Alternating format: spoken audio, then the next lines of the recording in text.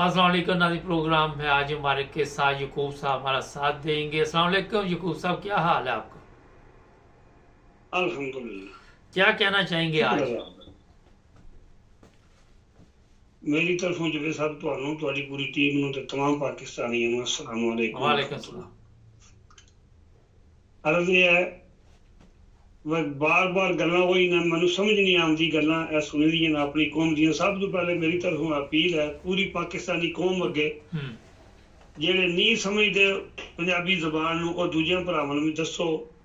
ਇਹ ਤੁਹਾਨੂੰ मैं मेरे नाल बड़े बड़े बड़े दानशवर बंदे बैठे ने, अच्छे प्रोग्राम करते हैं, बेहतरीन प्रोग्राम करते हैं, लेकिन मैं याद करना पिया भी जी बीमारी है ना असल ये तुसी देख लो।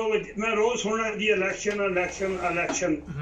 मैं 30 पारे कुरान ते हाथ रख के आखना कि इलेक्शन नहीं होने। क्यों? मेरी अपनी सोच जी। इलेक्शन क्यों नहीं होने? होते कह रहे हैं कि इलेक्शन असी बिल्कुल बिल्कुल इलेक्शन नहीं होने जी। जवेद साहब मेरे नाल शर्त ला लो इलेक्शन नहीं होने। जे दुनिया उत्ते आसमा मुनाफिक भी रहे उहदे जनरल भी रहन, जेड़ा काजी फाजीसा भी रहे और उहदे नाल दे जज भी रहन, चंद जज छड्ड दिओ और चंद बंदे आर्मी दो चार जेड़े ने वो भी छड्ड, जनरल ते ब्रिगेडियर सारे छड्ड दिओ। जब तक ये पाकिस्तान च मौजूद ने तुहाडे मुल्क दी खैर नहीं। जदों कौम बेगैरत हो जाए तुसीं तकदे हो पे कि 50-60 हज़ार टोटली गजा दे विच ਜਿਹੜੇ ਨਾ ਉਹ ਮੁਜਾਹਿਦੀਨ ਨੇ ਉਹਨਾਂ ਗੱਲ ਤਾਂ ਵਿਖਾਈ ਹੈ ਨਾ। ਆਲਾ ਉਹਨਾਂ ਦਾ ਇਸਰਾਈਲ ਦਾ ਕੀ ਮੁਕਾਬਲਾ ਹੈ। ਇੱਕ ਪਾਸੇ ਪੂਰੀ ਦੁਨੀਆ ਦਾ ਅਸਲ ਹੈ, ਪੂਰੀ ਦੁਨੀਆ ਦੀ ਤਾਕਤ ਹੈ, ਪੂਰੀ ਦੁਨੀਆ ਦੀ ਦੌਲਤ ਹੈ, ਪੂਰੀ ਦੁਨੀਆ ਦੀ ਟੈਕਨੋਲੋਜੀ ਹੈ, ਲੇਕਿਨ ਇੱਕ ਪਾਸੇ ਈਮਾਨ ਹੈ, ਇੱਕ ਪਾਸੇ ਅੱਲਾਹ ਦਾ ਰਸੂਲ ਦੇ ਸਿਰ ਤੇ ਅੱਲਾਹ ਤਾਲਾ ਦੀ ਜ਼ਾਤ ਖੁਦ। ਇਹ ਯਕੀਨ ਕਰੋ ਮੈਂ ਆਪਣੀ ਬੀਵੀ ਨੂੰ ਕਿਹਾ खुदा की कसम मैं क्या मुजाहिदीन नहीं लड़ते पे, फरिश्ते लड़ते जे पे। इंसानी इन्नी ताकत नहीं हो सकती ना इन्नी बर्दाश्त हो सकती है कि यकीन करो कि दुनिया का एक पासे पूरी ताकत होवे, दौलत होवे, टैक्नोलॉजी होवे, हर वसाइल कोल होवन और एक पासे चंद सुरंगा होण ते 50-60 हज़ार बंदा वे।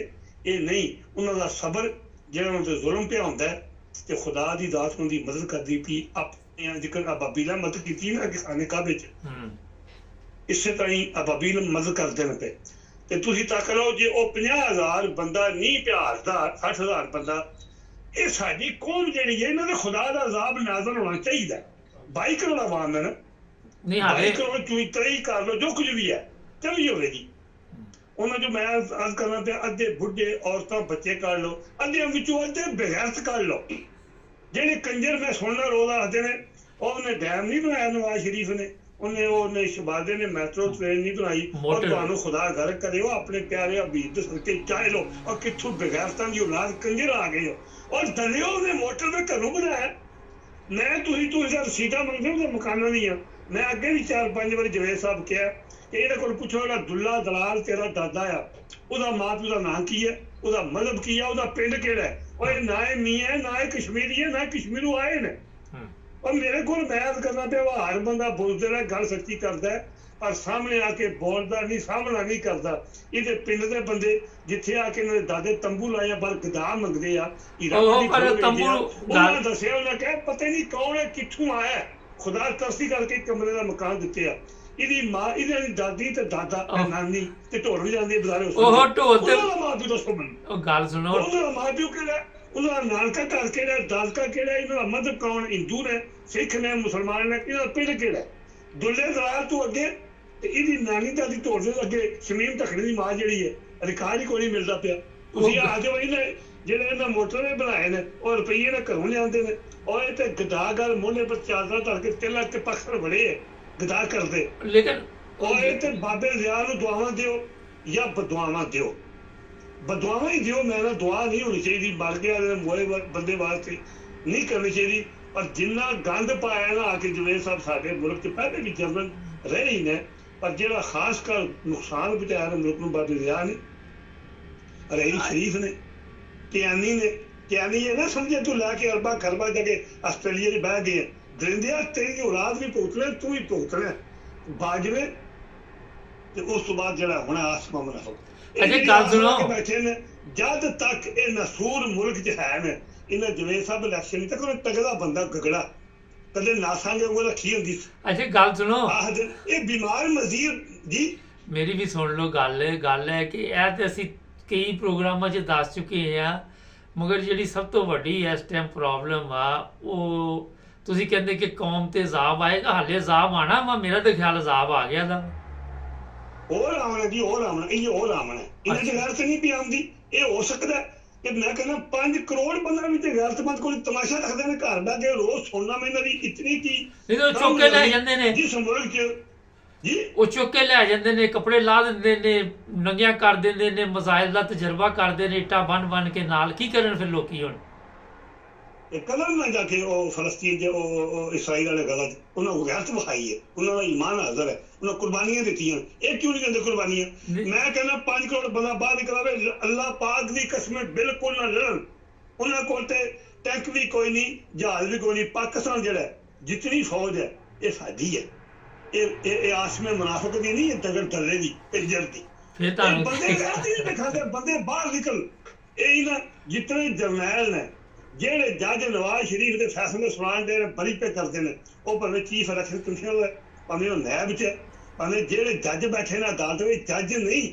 ਇਹ ਉਹ ਜੋਕਾਂ ਨੇ ਜਿਹੜੀਆਂ ਆਰਾਮ ਜਾਨਵਰ ਦੀ ਖੀਰੀ ਨਾਲ ਹੁੰਦੀਆਂ ਨੇ, ਹਲਾਲ ਨਾਲ ਨਹੀਂ ਹੁੰਦੀਆਂ।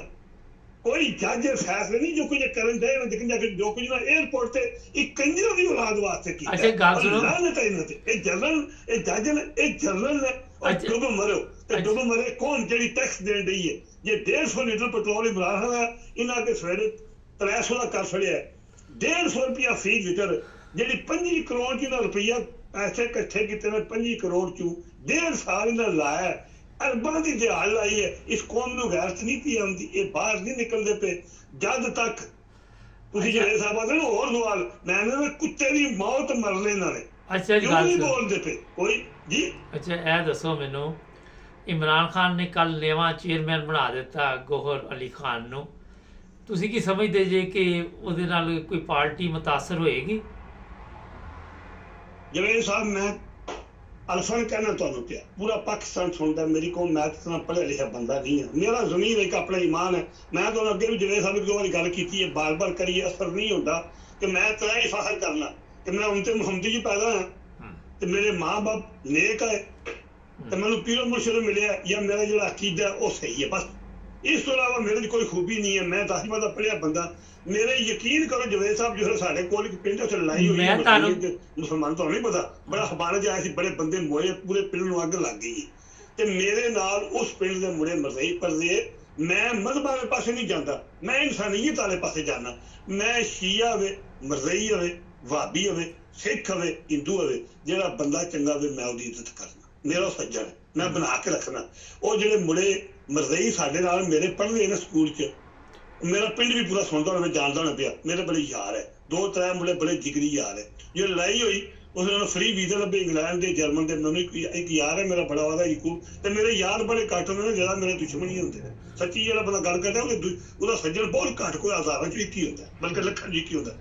ਮੈਨੂੰ ਉਹਦਾ ਭਾਈਆ ਗੱਲ ਇਹ ਕੁਦਰਤੀ ਮੌਕਾ ਬਣ ਗਿਆ, ਲੜਾਈ ਉਂਝ ਹੋ ਗਈ ਹੈ, ਫ੍ਰੀ ਵੀਜ਼ੇ ਮੇਰੇ ਲੱਭਦੇ ਨੇ, ਚੱਲ ਤੈਨੂੰ ਵੀ ਨਾਲ ਜਰਮਨੀ ਲੈ ਚੱਲ ਤੇ ਉੱਥੇ ਸਾਰੇ ਤੂੰ ਮਰਜ਼ਈ ਬਣਨਾ ਆਉਂਦੀ। ਤੇ ਮੈਨੂੰ ਪਤਾ ਤੂੰ ਬੰਦਾ ਜਿੱਦੀ ਜੇ ਤੂੰ ਆਪਣਾ ਤੇਰੀ ਲੈਣ, ਤੂੰ ਮਤਲਬ ਸੁੰਨੀ ਮੁਸਲਮਾਨ ਹੈ, ਲੇਕਿਨ ਗੱਲ ਤੇ ਨਾ ਵੀ ਤੈਨੂੰ ਕਾਲ ਜਰਮਨ ਦੇ ਲੱਭ ਜਾਣਗੇ, ਫੇਰ ਪਵੇ ਜੋ ਕੋਈ। ਮੈਂ ਕਿਹਾ ਨਹੀਂ, ਇਹ ਗੱਲ ਨਹੀਂ, ਇਹ ਮਰਦਾਨਗੀ ਨਹੀਂ, ਇਹ ਤੇ ਕੰਜਰਪਣਾ ਹੈ ਕਿ ਫੇਰ ਤੇ ਮੈਂ ਤੁਹਾਡੇ ਤੋਂ ਵੀ ਵੱਡਾ ਮਰਜ਼ਈ ਹੋਇਆ ਕਿ ਹੈ ਇਹ ਨਹੀਂ।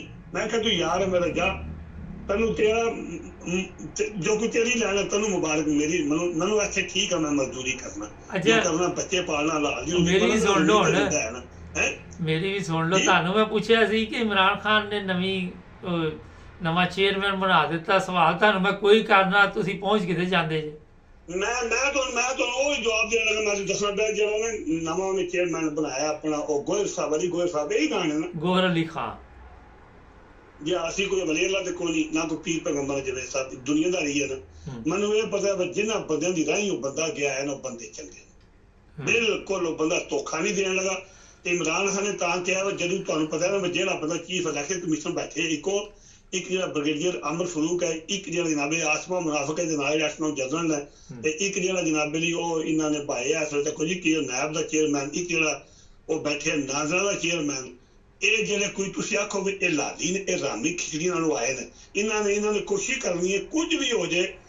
ਮੈਂ ਪੂਰੀ ਕੌਮ ਅਗੇ ਇਹ ਤੁਹਾਨੂੰ ਮੇਰਾ ਸਿਰ ਜਵਾਬ ਦੇਣਾ, ਮੈਨੂੰ ਭੁੱਲਣਾ ਗੱਲ ਜੇ। ਮੈਂ ਪੂਰੀ ਕੌਮ ਅਗੇ ਅਪੀਲ ਕਰਨਾ ਕਿ ਜਿਹੜੇ ਬੰਦੇ ਬੈਠੇ ਨੇ ਜਨਰਲ ਸਾਰੇ ਰਿਟਾਇਰ ਵੀ ਦੂਜੇ ਵੀ, ਜਿਤਨੇ ਜੱਜ ਨੇ 4 ਜੱਜ ਛੱਡ ਕੇ ਇਹਨਾਂ ਦੇ ਘਰ ਨੋਟ ਕਰੋ, ਇਹਨਾਂ ਦੇ ਐਡਰੈਸ ਨੋਟ ਕਰੋ, ਚਲੋ ਇਹਨਾਂ ਦੀ ਔਲਾਦ ਨੋਟ ਕਰੋ। ਅੱਛਾ ਕੋਈ ਗੱਲ ਨਾ ਕਰਨਾ, ਪ੍ਰੋਗਰਾਮ ਰਿਕਾਰਡ ਹੋ ਰਿਹਾ, ਕੋਈ ਗੱਲ ਨਾ ਕਰਨਾ, ਸੋ ਛੱਡ ਦਿਓ ਇੱਥੇ ਹੀ।